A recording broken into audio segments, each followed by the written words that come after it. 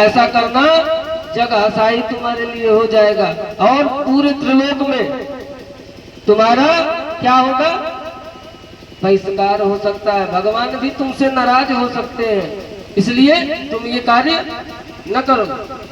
बोले महाराज माँ से बढ़ के कुछ नहीं, और माँ दासी बनी हुई तो उसे तो दासी से मुक्त कराना ही पड़ेगा, आप हमें दे दो। बोले अगर तुम इतना जिद करेगा तो एक ही शर्त पे तुम्हें देंगे, तुम्हें मुझसे युद्ध करना होगा, और युद्ध में जब हमें परास्त कर दोगे तब जाकर तुम ले जा सकते हो।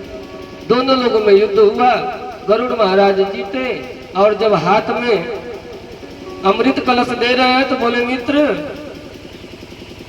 जीत तो गया मगर अनहित काम करने जा रहे हैं। बोले कि ऐसी बात है कि हम अमृत ले जाते हैं और उसकी सर्पों की माता को दे देंगे, कद्रू को दे देंगे, और आप उनके हाथ से, आप तो माया में परिपूर्ण है, रूप भी बदलते हैं, अंतर ध्यान की भी शक्ति है आप में, प्रत्यक्ष अप्रत्यक्ष दोनों रूप में आप रूप धारण कर सकते हो, तो अपने हिसाब से आप जो चाहे माया रच सकते हो।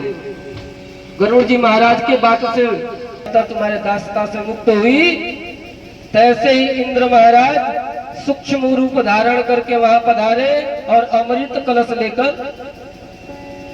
क्या हुए, स्वर्ग को चले गए।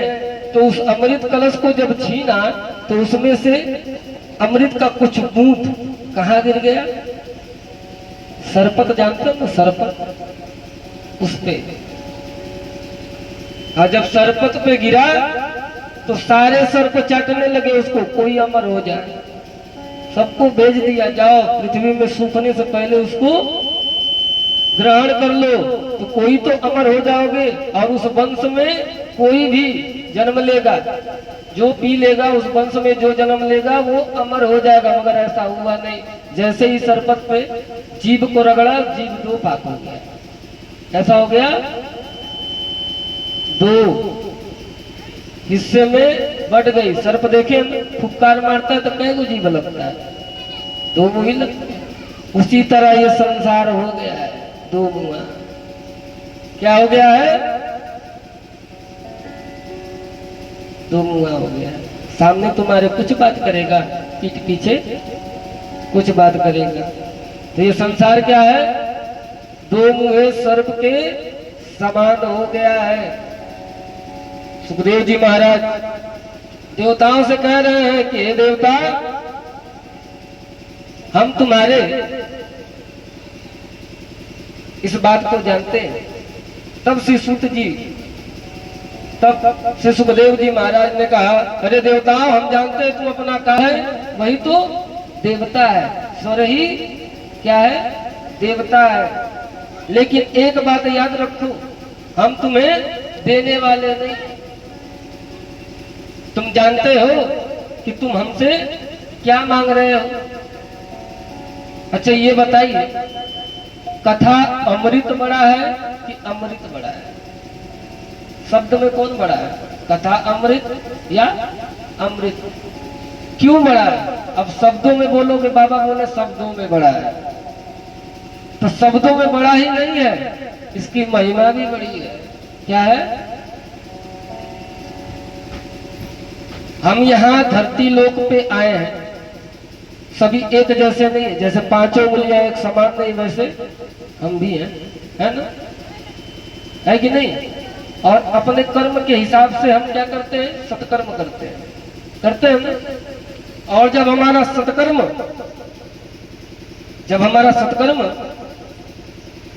हमारे मृत्यु के बाद, हमारा प्राण जब यात्रा करती है उन 16 पुरों का, और जब स्वर्ग लोक में जाती है या नरक लोक में जाती है, ठीक, तो आपका जो किया हुआ सुकृत है, जो आपका सत्कर्म है, उसी के हिसाब से आपको अमृत पान कराया जाता है। कहाँ?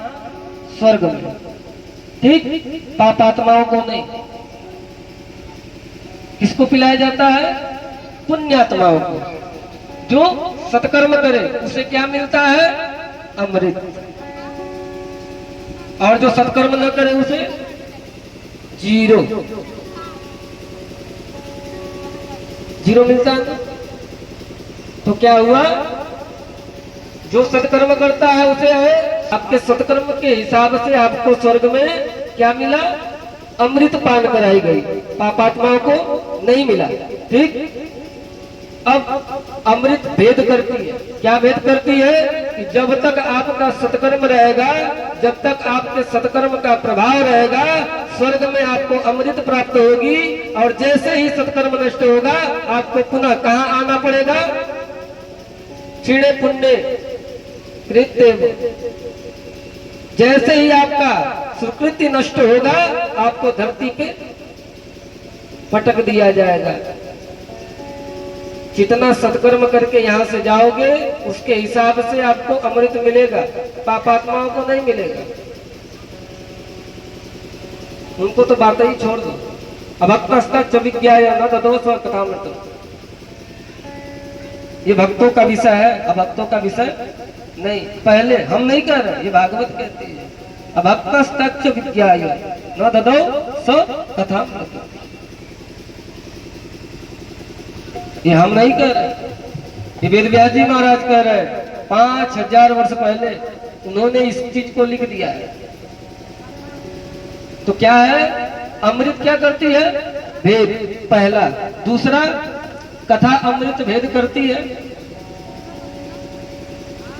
कथा अमृत भेद करती है।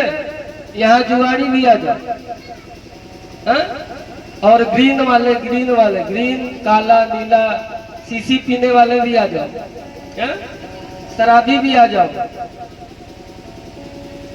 सत्कर्मी भी आ जाओ, न सत्कर्म करने वाले हैं वो भी आ जाओ, पापात्मा भी आओ, पुण्यात्मा भी आओ, जो भी आओ, भागवत कोई भेद नहीं करती।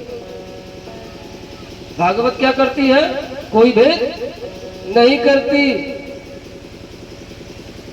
और दूसरी बात, भागवत का प्रभाव क्या है, अमृत क्या करता है, मैंने पहले वाक्य में बताया, अमृत क्या करता है, ऊपर से नीचे क्या करती है, पटक देती है।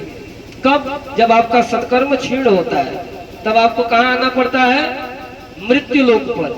और कथा अमृत क्या करती है, यहाँ कोई भी आ जाओ, जुआड़ी हो, शराबी हो, पापात्मा हो, पुण्यात्मा हो, जो भी हो, सुनने वाले हो, न सुनने